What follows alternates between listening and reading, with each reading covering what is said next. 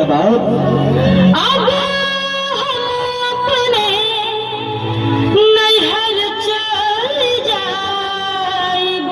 तो सही बात बताइए बाबा। भोला जी सुनो फिर वापस लौट के न आइब।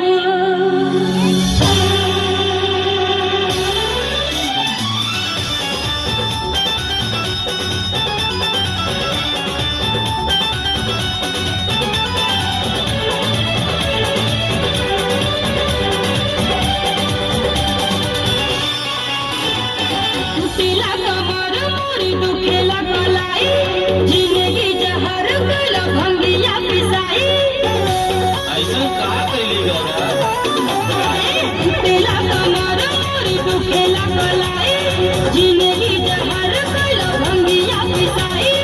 अब अपने नैहर चली जाइब। भोला जी सुनो फिर वापस लौट के न आइब।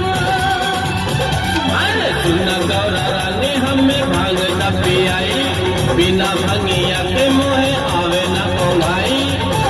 ना ना ना, अब हमसे भांग ना पिसाई।